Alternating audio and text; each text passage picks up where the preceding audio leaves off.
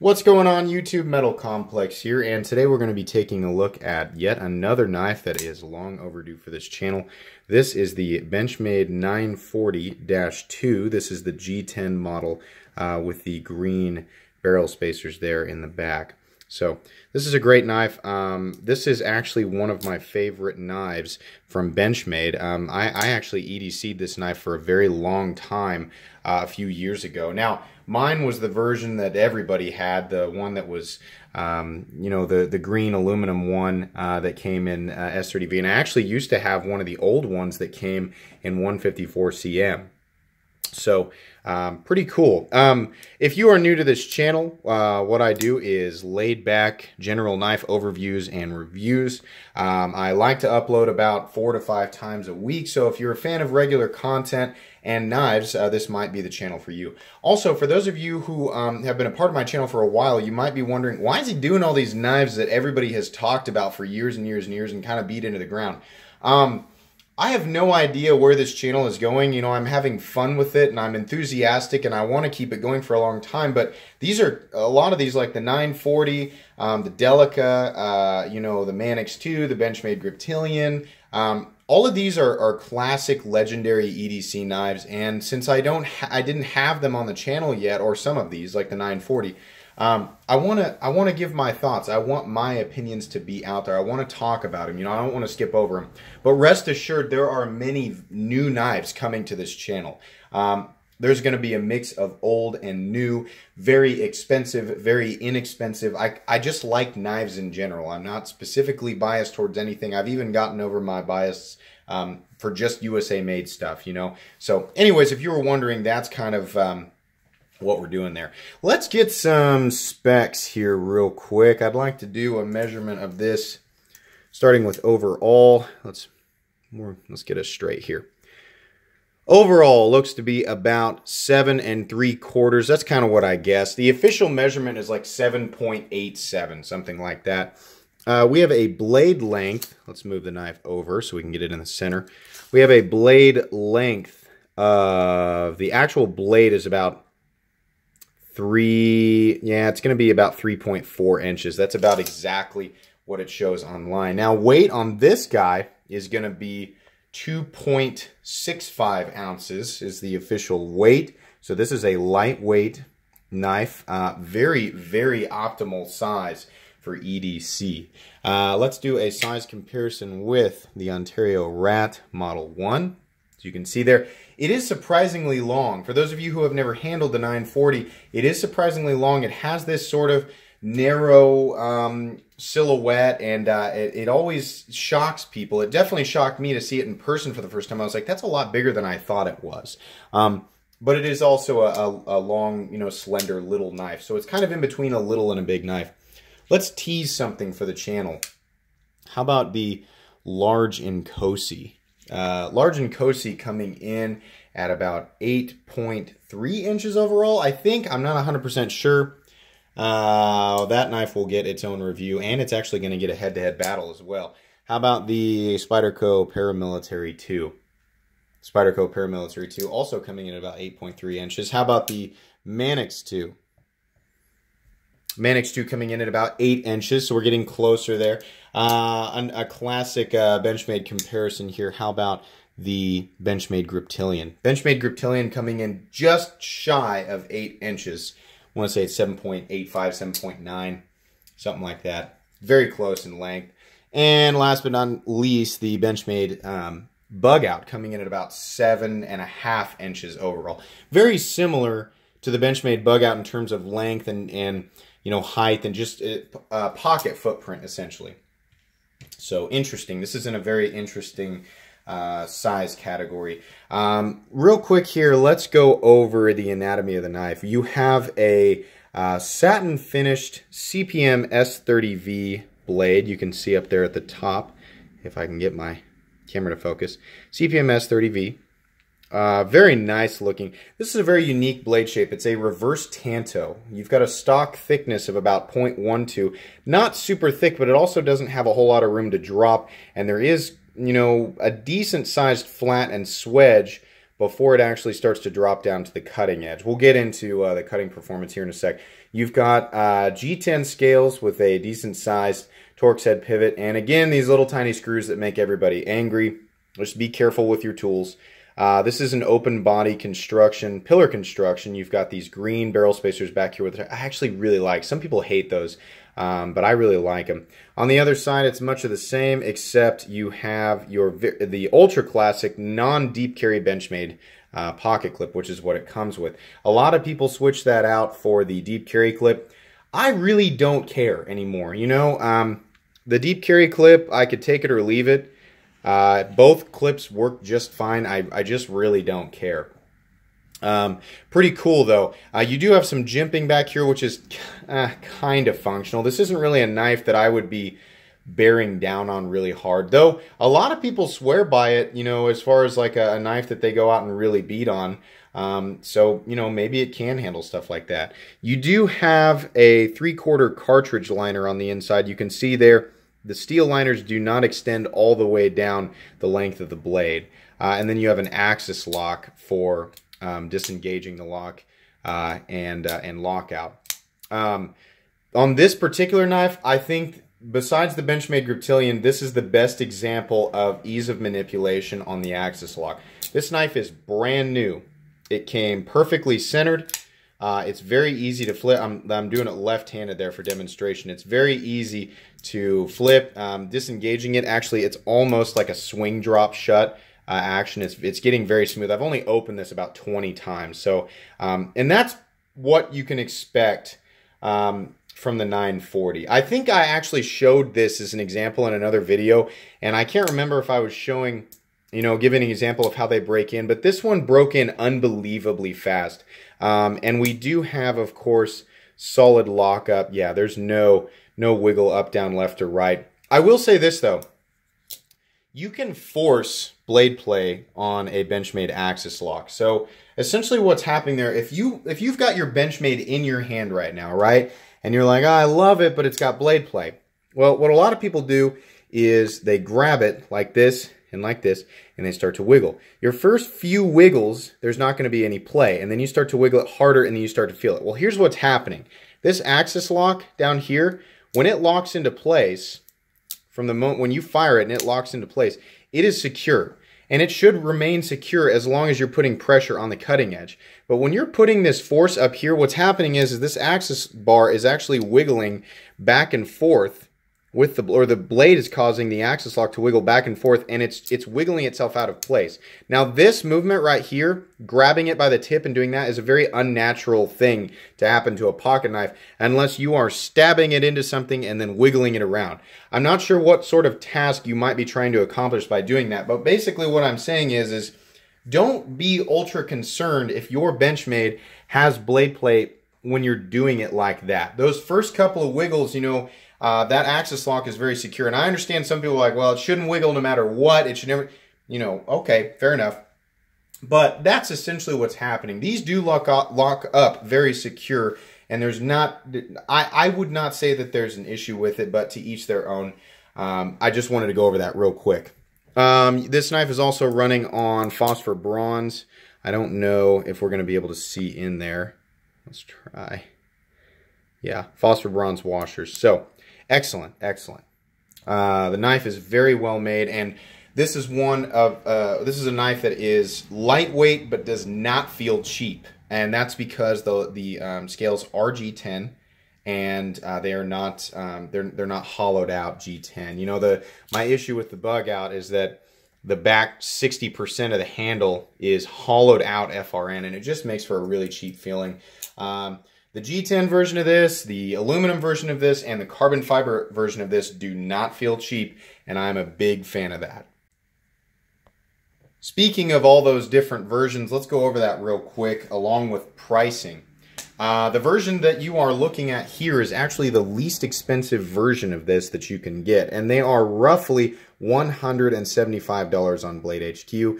The aluminum version, which is that green 61T6 aluminum, that runs about $187, and then the carbon fiber version, which is the only other production version, runs $272. Now, I'm not going to talk about the carbon fiber one. I think it's pretty, I mean, most people feel the same way about the knife. I think it's a great knife. I think the steel's great. S90V is great. Carbon fiber is awesome. I do not agree with the price. Most people don't.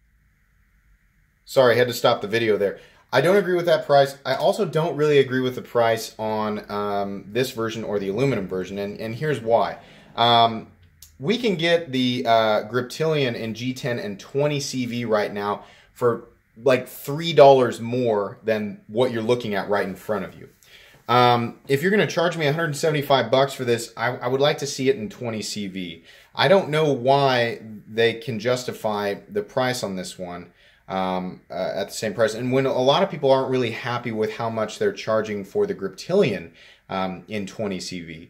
But I don't know. You know, this is a really, really great knife. So honestly, it's going to come down to, you know, if you see the value there and you really like this knife, at least how it looks and how it functions, you like the sound of it, or, you know, maybe at the end of this video, I've convinced you just based on all of the things I'm going to talk about aside from price, then you should go ahead and buy it. I'm confused as to why they are charging $175 for this compared to the Griptilian. So anyways, let's go over fit and finish here real quick.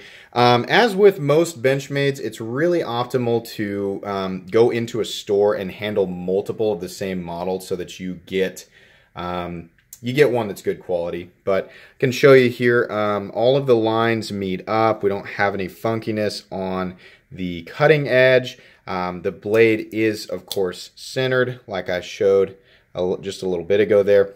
And it does lock out solid. It's nice and smooth. I don't have any issues with this one whatsoever. Everything came nice. Fit and finish should, of course, be in this price range. It should always be good. You know, I think companies are allowed slip-ups here and there, but you know, just Benchmade in particular has been highlighted here lately with some quality control issues. And while of course it's always nice to get one that's you know, got great fit and finish, it shouldn't be like a, oh my gosh, you know, that's awesome, I got a Benchmade that's actually put together well. They should just be put together well if they're going to charge this much. So that's how I feel about that. I still do, let me point this out, I still do love Benchmade. They do make a premium product, and they make some of the best everyday carry knives in the world. It's just, you know, that topic is being beat into the ground right now. I don't even really know that I need to bring it up, but just my thoughts on that. Ergonomics on this knife, you do have this nice area right here. It's not really a choil, it's just an area to keep your finger from running up on the blade. And it does feel natural. The pocket clip is it's kind of gonna dig into your hand, but not really. You know, if your hands are really calloused, this isn't gonna bother you as much, or if you're wearing gloves. If your hands are not calloused, it might bother you just a little bit, but it's worth pointing out that that little duck bill there is gonna dig into your hand. Actually, even people with calluses, what's going to happen is those calluses are going to pinch into your hand, and that's going to hurt after a while. And you can actually, sometimes if your hands are calloused, you can create a blister around the callus just from, you know, working with something like this. So it may be a disadvantage in both scenarios. That's really only if you plan on cutting with this, you know, in the same position over and over again for an extended period of time. If you are cutting open a package really quick, then the hot spot, like all other knives, does not matter. It's not something you should really even think about. Just wanted to point that out there. Ergonomics overall are fantastic. You are quite a ways from the blade. Not really. I think it's just the size of the knife. You're about ½ an inch away from the the initial part of the cutting edge there. So really, you're in a good spot. I really would have liked to see some jimping up here. Benchmade does that a lot, where they put the jimping back here on the spine and then they don't put it up here. I'm sorry, they put it on the back here next to the scales on the cartridge liner, but they don't put it up on the spine of the blade. I would have liked to see that because my thumb just wants to go here, and this feels a little bit slippery. That's fine. It's not really that big of a deal. The nice thing about this blade, I will say, despite it doesn't drop towards the cutting edge for quite a while, but it does have a nice, robust tip, and this has been talked about before. I'm not ultra concerned with breaking the tip off of that, off of this knife. It's partially the shape of the blade, this reverse tanto, and how they grind the tip there that creates that situation. So I do think that's really nice. Speaking of the blade, let's go ahead and do the cutting performance here. Get my piece of paper. We'll do 3 passes as usual. There's number 1, there's number 2, and there's most of number 3. So this knife definitely slices paper just fine. It's going to be perfectly fine for everyday cutting tasks. I will say it is a little bit thicker behind the edge than some of the other knives in its size range. You know, like if we're comparing with the Bug Out or the Delica, those two are definitely thinner behind the edge. But I mean, it's not like a, oh my gosh, this thing is so, there's so much resistance while I'm cutting, I couldn't possibly bear it. No, it's like slightly more detectable than the Bug Out or the Delica. I mean, these are really, really minor things. This is a sharp blade. It is going to pass through, you know, materials that you would reasonably come in contact with on a day-to-day basis. So I have no problem with that there. I have no idea, you know, oftentimes I don't have a tool for measuring the edge, but a lot of times like a really slicey blade is going to feel like, you know, 18 thousandths, and one that's a little bit thicker behind the edge but still well suited for everyday carry is going to be like 24 thousandths, something like that.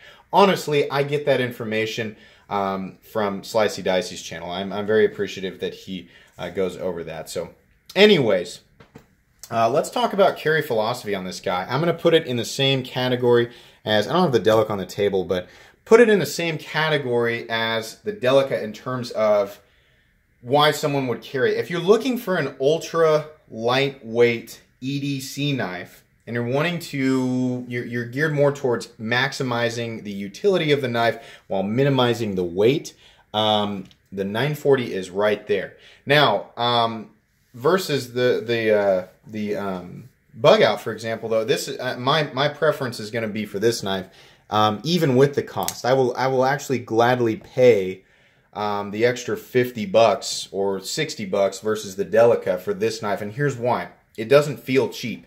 It feels much more solid. I have that feeling of solidity, even if the difference in strength and, you know, exactly how much the knife can take over the Delica is marginal. I like to think that it's a measurable difference. You know, I would like to think that if those two are really put through the ringer, that the 940 would come out in the end and be in a lot better shape than the Bug Out, but I don't know for sure. It's really just the feeling of it. When this thing clicks into place, it's a lot more solid. When I fire it out, it feels a lot more solid. There isn't that hollow feeling is non-existent on this, but you do still get the benefit of it being a light and slender knife. And it carries really well. Honestly, this carries really, really well. When I worked at the dealership, I EDC'd this knife for, it was like a year and a half. It was my primary EDC for a long time, and I was rotating it in with the Manix 2 and some other stuff, but I just really, really liked this knife. I never had any issues with the Omega springs, the axis lock. I didn't have any screws back out. The knife just held up well. And CPM S30V, again, it is a great steel. I'm not sure that I like it on the price range of this knife. I would prefer 20CV, but I'm not really going to complain all that much about S30V. It is very corrosion resistant, a true stainless steel. It's going to hold an edge for a long time, and it's reasonably tough. It's very well rounded. It's very well suited for an EDC knife, absolutely. So, I mean, as far as who would carry this and who would enjoy this, if you're going to be working outside all day, every day, you know, if you're on a construction site, if you are, you know, somebody who does basically a lot of outdoor work, I'm not 100% convinced that this is the knife for you. I have heard of this knife, you know, being used in examples like that and being just fine. But me personally, I would carry a more sturdy, larger knife, you know, in that situation. So I would classify this as light EDC, but probably a little bit tougher than like the Delica and the Bug Out and knives like that. It's one of the toughest ultra lightweight knives that I've ever handled. So that's how I think, or that's what I think, and you know, take that with a grain of salt though, because this knife may or may not be more capable than you know how I'm putting it. So next I want to go over what I like and dislike about this knife. Honestly, there is very little that I dislike about this knife. I do enjoy the fact that it is lightweight. It looks like a lightweight knife, and when I pick it up, it's nice to have that feeling that's associated with how it looks. It weighs, it feels about what I expect it to feel like when I pick it up. I also really, really like how easy it is to flick and put away. They really nailed the mix between the ergonomics, the thumb stud positioning, the axis lock positioning. All of that is just perfect on this knife. It's awesome, and for that reason, it actually has a nice little fidget factor to it. This is a very fun knife to just sort of play with and flick out. I'm always failing at that reverse flick. Ricky, I know you're laughing. I know Ricky can do that way better than me on some of these thumb stud knives. But anyways, I really, really enjoy that. I also really enjoy the blade shape. I don't necessarily need the sliciest knife in the world. In fact, oftentimes I will trade a little bit of that ultra sliciness just for some durability in the blade, or even just the feeling of durability in the blade, even if you're not really gaining that much. So I actually really do like this blade shape. I trust it, and I have used it thoroughly over time, and it has held up well in the past for me, so I absolutely do trust it. I also really enjoy the G10 version of this. It's my favorite version. I am over the aluminum version, but that's because I've had it twice. It's kind of an odd color combination. Some people like it, but it's got that titanium purple backspacer. That mixed with the OD green is just strange. It's an odd color combination. I really like this smooth G10, and I really like the green. They're an emerald green barrel spacers back there. So I really, really enjoy that. Some people don't like it, but I really enjoy it. I also really like the fit and finish. The three that I've had have all come pretty nice. I know that some people have bad experiences with some of these, ordering online especially, but the three that I've had have honestly come really, really great, so I can't really complain about it. Three things that would make this better. One, bring the price down, or switch it out to 20 CV. I honestly think, I would buy another one of these if they came out with the 20 CV version. They dropped the price on the S30V down to about 150, 155, and they gave us a 20 CV version in G10 for 175 bucks. Honestly, I think people would be okay with that. It's still not the best price in the world, but I think it would make people happier. Also, I really wish that it had jimping up on the blade. I just do. I don't like blades that don't have jimping up here, Very rarely do I like a knife where it doesn't have that, but I think this knife should. Also, one other thing, and this has been pointed out before, you can see in there these screws that hold the scales onto the bottom of the cartridge liner. They actually poke out a little bit on the inside of the scales, and that's not a big deal on a centered blade. But over time, a blade will inevitably become uncentered as that pivot screw turns. It just does that. And at some point, it will actually start rubbing on those screw heads. Why are they not cut to the exact thickness of the scale? I don't understand. Those should be flush. It's the same way on every 940 that's ever existed. Even the really nice, the $270 version. This has been touched on before. That should be fixed, and it honestly should have been fixed a long time ago. I'm not sure why that's still a problem. It's just weird. It's not that big of a deal, but I don't want unnecessary scratches on my blade. If I'm using the knife and I get a scratch on it, fine, but if the knife scratches itself because the blade is uncentered and it's coming in contact with a screw that's not cut short enough for the frame of the knife, well, that's kind of stupid. It bothers me. But that's really it. Those are all, for the most part, those are nitpicks. I don't really have anything else bad to say about this. And that brings me to the final conclusion on this knife. My final conclusion on the Benchmade 940-2 is this knife is almost perfect. I really like this knife. It is truthfully the lightest knife that I absolutely enjoy. I think this is one of the best everyday carry knives that has ever existed. If you have never handled a 940, I think you would benefit from giving it a try, or at least handling one. Even you guys who really enjoy heavier and larger knives, because I do. I'm somebody who enjoys larger, heavier knives.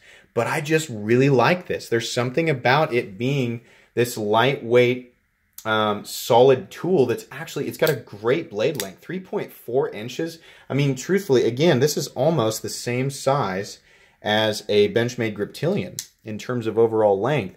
And the Griptilian's a full-size knife. So it's really just a slimmed down version of it with a different profile. But you're looking at the same mechanism. Well, I'm sorry, different blade shape. But what I'm saying is just it's just a slimmed down version of an 8-inch knife. And the end result is that it's nice and light. And you know, if you work in an office, if you are just going over to, I don't know, if you're going over to somebody's house for the evening, or you're going to some formal event and you want a capable knife in your pocket because you're a knife guy and you're always thinking about stuff like that, but you don't necessarily need you don't need an XM18 or some crazy big knife on you. This is a great knife. You know, I mean, you're still very much prepared having this in your pocket. And oftentimes I seek out that feeling of preparedness, you know, and it's just by my standards. You know, when I have a knife in my pocket, do I feel 100% prepared for anything that could reasonably be thrown at me at that time? If the answer is yes, then I enjoy the knife that's in my pocket. It makes me feel good about it. And there's never really been a situation for me where I don't feel good about having the 940 in my pocket, or a situation where I long for something else, you know? And for that reason, it's really hard to put a finger on exactly how much abuse this could take. There are examples all over the internet of this knife standing up to abuse that should be way outside of its capability range. And I urge you to, you know, go look that stuff up. I also don't want to say that that's any, you know, definite measure of what this knife can handle. I'd say, you know, always be careful. Always use a knife the way that the way that it's intended. Don't do anything crazy or stupid with your knife. But I am impressed with what I've seen, and it matches up with how I feel about it, and I really like this knife. Honestly, if you were to ask me which do you like better out of Benchmade's lineup, the Benchmade Griptilian or the 940, I like them both for different reasons, but if I were to go down and make a pros and cons chart between each one, boy, I think they'd honestly be dead even for me. I really, really like this knife. My top 3 favorite Benchmades of all time are the Benchmade 710, the Benchmade Griptilian, and the Benchmade 940. And I know I'm a cookie cutter Benchmade bandwagon kind of guy, but those, to me, those are their best models. Those are my favorite ones. Those are the ones that I could honestly EDC if I'm not like kidding myself. Yeah, it'd be cool to EDC a Contigo, you know, or Contego, whatever you say. But that, I mean, it's too big. I love the Contego, but it's too big. Basically, what I'm saying is that those are my favorite reasonable EDC size knives. I really, really enjoy the Benchmade 940. I honestly think that this is the best version. You know, unfortunately, the green standoffs are going to turn some people off, but anyways, that is pretty much it for today, guys. I hope you enjoyed this video. If you did, please leave a like. And if you'd like to check out my other content, I do, of course, have lots of knives that are either expensive or inexpensive that I do or don't like. So definitely check those out. And if you enjoy all my content, then please subscribe to my channel because there's definitely more coming. This knife will go on my playlist of my top recommended EDC knives. If you haven't checked that playlist out, or if you're new to the channel and you just want to see what I think the best gear is that I've shown, then go check that playlist out. Also, guys, you can follow me on Instagram at metal_complex. Just look for the exact same logo that you see on this channel. Thanks again for watching, and have a great day.